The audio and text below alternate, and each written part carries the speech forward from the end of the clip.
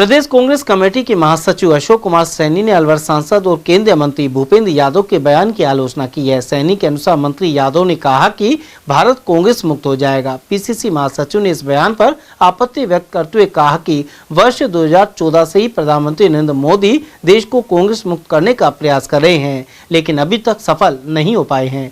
पिछले लोकसभा चुनाव में राजस्थान में कांग्रेस ने 11 सीट प्राप्त की थी।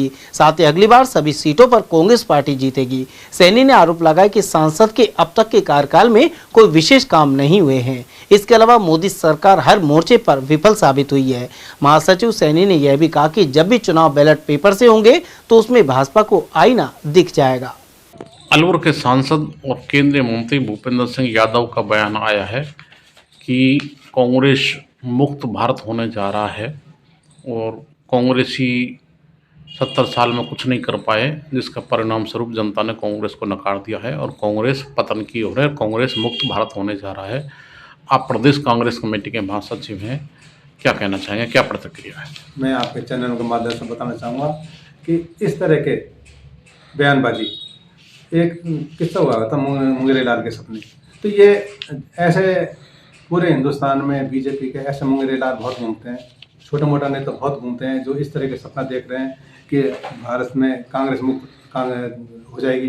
तो ये सपना तो 2014 में हमारे मुख्यमंत्री और प्रधानमंत्री जी नरेंद्र मोदी जी आए थे, अमित शाह आए, तो वो 2014 से देख रहे हैं ये सपना कि हिंदुस्तान को कांग्रेस मुक्त करेंगे। तो अब छोटे मोटे भी नेता भी ये देखने लग गए। तो अपनी सीटें तो बचाएं, अगले कार्यकाल में अपने खुद को तो जीत के बताएं क्या काम हो रहे हैं। 2 साल से 1.5 साल होता है, क्या काम हुए हैं आज खुद के लोकसभा में देखें, झाँक करके देखें अपने गुरेमान में, और हिंदुस्तान से कांग्रेस मुक्त होना चाहेंगे।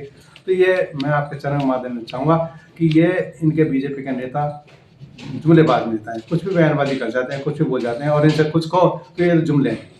तो ऐसे सपने, ऐसे मुंगेरी लाल के सपने देखना व्यर्थ है। इन ऐसे नेताओं को मैं सीधा बताना चाहूँगा कि अपने क्षेत्र में ध्यान दें। जो उन्होंने चुनाव के टाइम पे जो घोषणाएं की, उन घोषणाओं पे ध्यान दें, उन कामों को कराएं। आज भी उनके लोकसभा क्षेत्रों में ऐसे बहुत से काम हैं जो इनको ध्यान देना चाहिए, कराना चाहिए। उन पर तो ध्यान दें, दूसरे के घरों में ध्यान दे रहे, दूसरे की पार्टी में दे रहे कि वहाँ क्या हो रहा है। आप अपने कामों पर ध्यान दीजिए ना।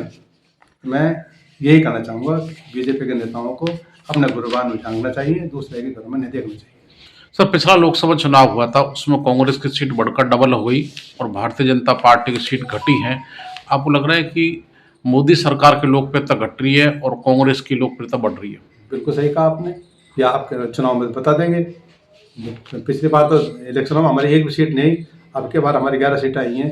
तो ऐसा नहीं है कि अब के बार आपके देख लेंगे चुनाव में कि एक अगर पूरे राजस्थान में से एक भी सीट अगर लोकसभा ले जाए, और राजस्थान में पूरे 2/3 बहुमत से हम राजस्थान में भी हम सरकार बनाने जा रहे हैं, और केंद्र में भी हम हमारे यहाँ से राजस्थान से 25 के 25 सांसद यहाँ से जिता के भेजेंगे। अभी तो 25 हैं, हो सकता है परिसीमन में आपकी बार कुछ बढ़ जाए।